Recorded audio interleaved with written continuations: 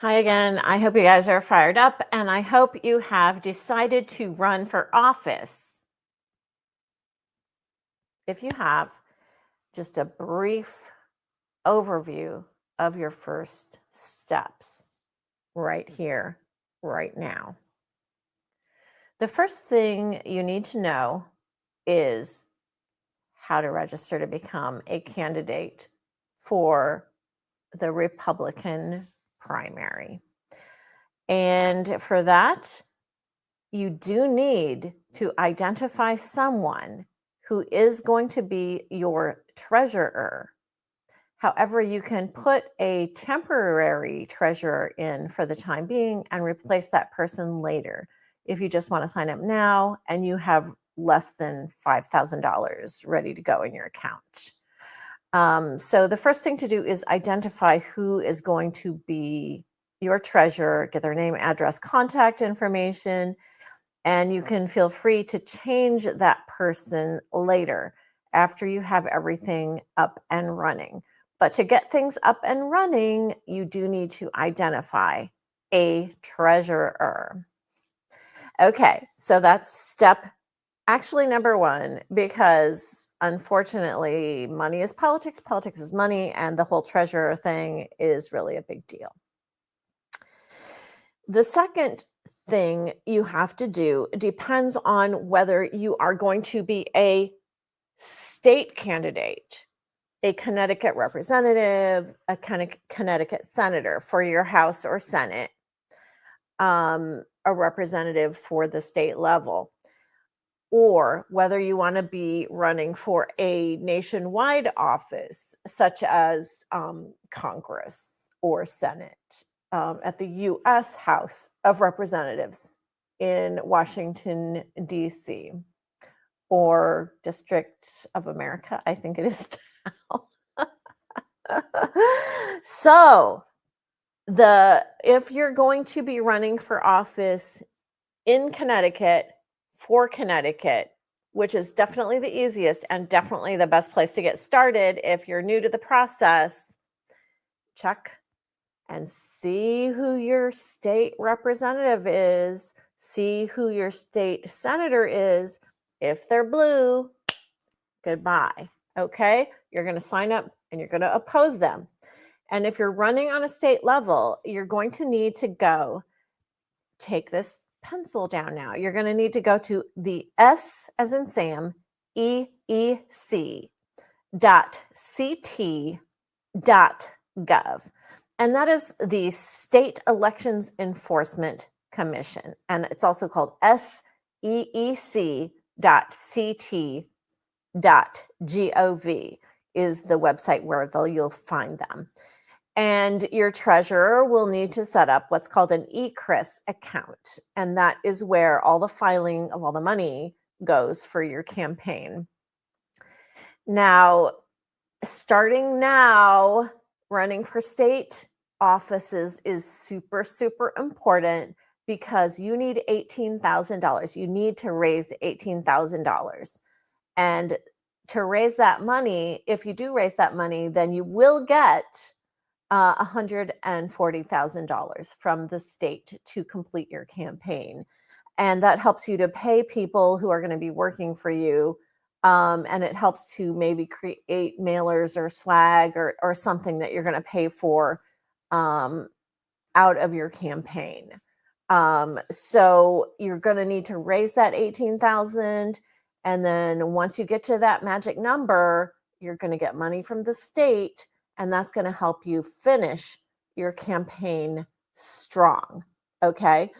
So I suggest that if you're going to run for state office, the first thing you do, find a treasurer. Hopefully it's someone who's going to learn how to be a treasurer and will actually be your treasurer. If you haven't found that person yet, put in a temporary person, your next door neighbor, who's willing to sit there as your treasurer for a while until you find someone who is willing to put in the work to learn how to be a treasurer. And do that now. If you do that now, you should be able to quite easily raise $18,000 over the course of a year. which is what you need to do to get that money from the state to really run hard. So that is your first step as a local representative for House or Senate in Connecticut. Now, what if you want to run for Congress? In Connecticut, we have 5 districts, as you know, for Congress. And a couple of these districts are going to be very, very vulnerable. I think Jahana Hayes is vulnerable. We have one person running against Jahana Hayes who has declared right now. And then if you live in Hartford or East Hartford, if you're in District 1, I think that's going to be extremely vulnerable. I think the toughest district right now, of course, is CT3. But what you need to do if you're going to run for federal office is you need to go, of course, you also need to identify your treasurer, because that's the number one first thing, because politics is money. Of course, all this stuff is kind of BS because they all cheat. They cheat so hard with the money and with the votes and everything. But we're going to do it by the book. We're going to do everything legal. We're going to do everything the right way. So the Federal Election Commission, or the FEC, that's Frank Echo Charlie, fec.gov, is where you want to go. And you want to form out a statement of candidacy, which is Form 2 on the FEC website. And in that, you have to input your data. You have to put in the data of your treasurer. So that's the first step, the very first step. And that's what I want you people to start doing now, is to start identifying a treasurer, hopefully a treasurer who is willing to actually learn how to do the treasurer thing. And so you want somebody who's a quick learner, who's like very nitpicky about all the details, and who would be trusted with the campaign finance, managing and sending out checks and payments and things like that.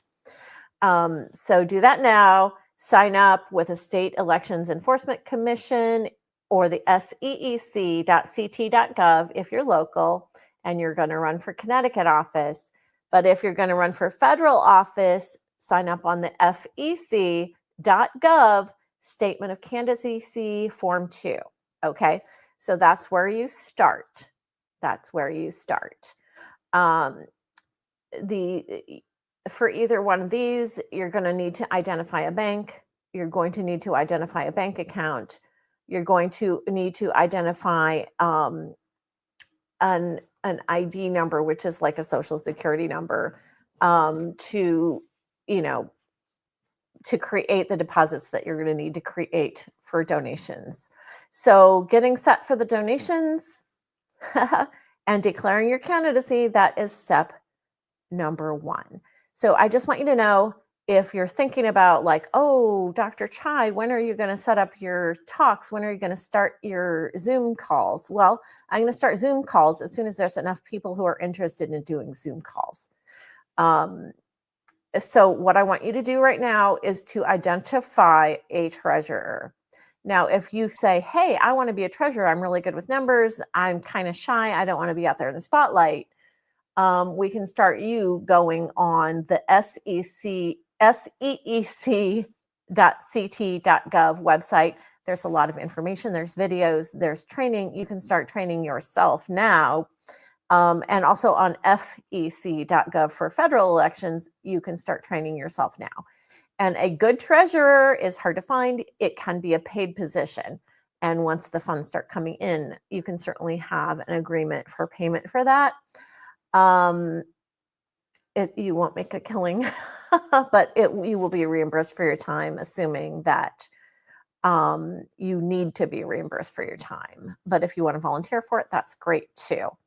So I'm going to leave it here right now. I want you all to get started. We do not want to have any empty ballot lines.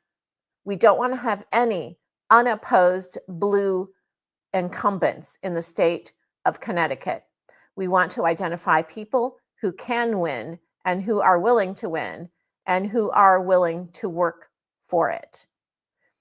The other thing that I need to tell you is if you are a Republican, guess what? Only 20% of voters, only 20% of voters in Connecticut are Republican. So you have to be willing to reach out to unaffiliated. You have to be willing to reach out to independent. You have to be willing to reach out to libertarian. You need to be willing to reach out to disaffected Democrats. So you can't bash them over the head. I think you know what I mean by bashing them over the head. You can't do that or you will lose. You have to reach out to people. You have to listen to them because your job is not to represent yourself. It's to represent your district. That doesn't mean ever compromising your values, ever compromising your values.